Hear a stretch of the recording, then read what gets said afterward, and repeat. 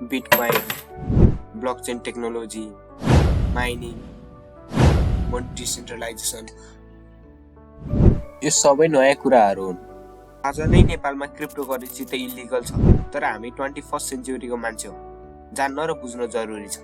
त्यसैले हामी यो भिडियोमा डिस्कस गर्नेछौँ history of money, P2P network, blockchain technology, mining र अन्त्यमा डिसएडभान्टेजहरू। त्यसैले अब समय खेर नफालौँ। History of money. पैसाको इतिहास लामो छ। यदि हामी समयमा पछाडि गयो भने हामीले पाउनेछौँ पुर्खाहरू अचम्मको तरिकाले सामान साटासाट गर्थे। माछा दिएर ब्रेड ल्याउने, अण्डा दिएर सलाद ल्याउने आदि। उनीहरूले सामान किनबेच गर्न माध्यमको आवश्यकता ठाने र सुनचाँदी जस्तो धातुबाट बनेको सिक्का प्रयोगमा ल्याए। समय बित्दै गयो, मान्छे नहो हरेक चिजमा खराबी त देखिहाल्छ नि, हैन? कोइनहरू बोकेर हिँड्न गाह्रो हुने, आधा गर्न नमिल्ने आदि समस्याको कारणले सिक्कालाई रिप्लेस गर्दै कागजको पैसा प्रयोगमा ल्याइयो, जुन सुनबाट ब्याकअप हुन्थ्यो।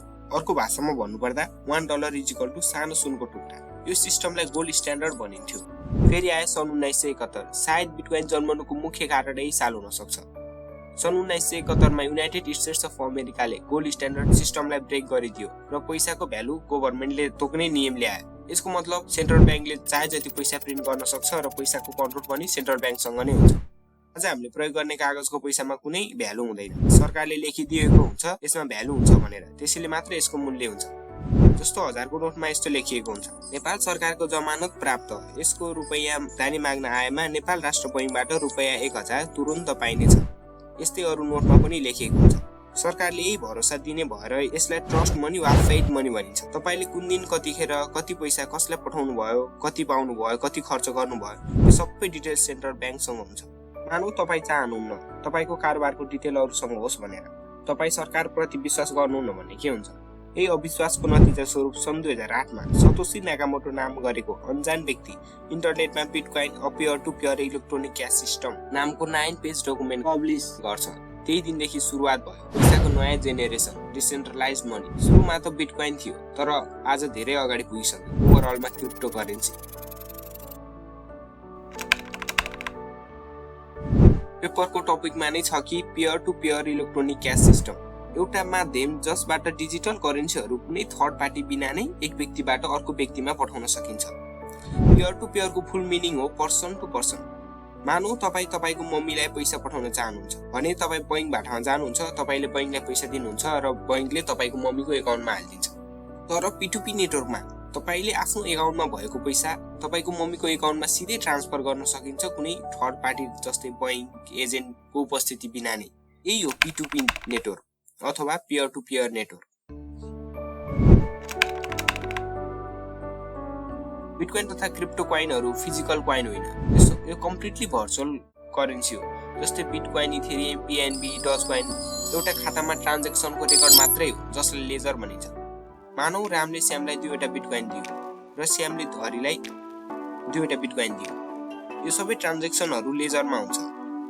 बिटकॉइन ट्रान्ज्याक्सनको लेजर कुनै सेन्ट्रल अथोरिटीसँग नभइकन त्यो सबै कम्प्युटरमा हुन्छ, जुन बिटकॉइन नेटवर्कमा जोडिएको हुन्छ। कम्प्युटरमा बिटकॉइन सफ्टवेयर डाउनलोड गरेर कम्प्युटरलाई बिटकॉइन नेटवर्कमा जोड्न सकिन्छ र कम्प्युटरबाट बिटकॉइन ट्रान्ज्याक्सन लेजर भेरिफाई गर्न सकिन्छ। भेरिफाइड ट्रान्ज्याक्सनहरू सधैँको लागि ब्लकमा स्टोर हुन्छ। सबै नयाँ ब्लकहरू पहिलो ब्लकसँग कनेक्टेड हुन्छ र एउटा चेनको स्वरूप दिन्छ। त्यसैले यसलाई ब्लकचेन टेक्नोलोजी भनिएको। पछाडिको ब्लकको लास्ट इन्फर्मेसन र नेक्स्ट ब्लकको फर्स्ट इन्फर्मेसन सेम हुन्छ।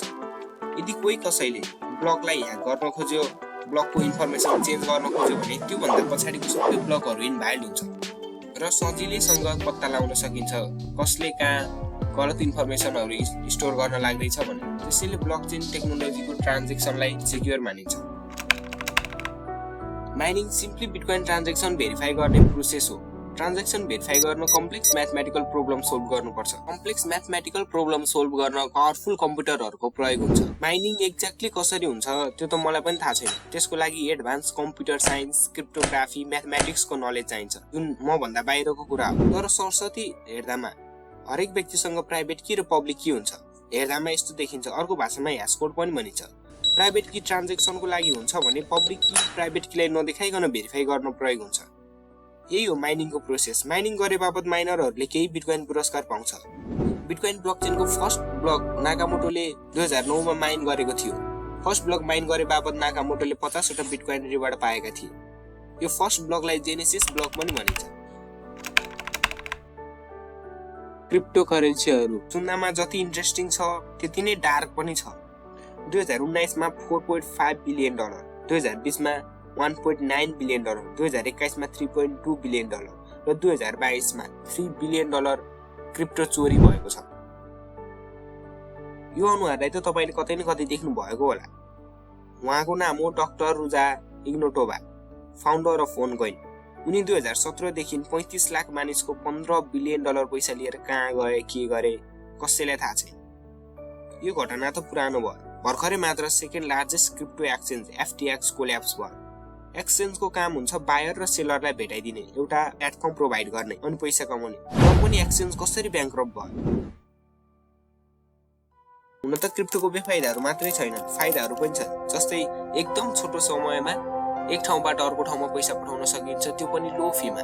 बैंकको ट्रान्ज्याक्सनहरू भन्दा क्रिप्टो ट्रान्ज्याक्सनहरू मोर सेक्योर हुन्छ र सबैले एक्सेस पनि गर्न सक्छ। तपाईलाई के लाग्छ?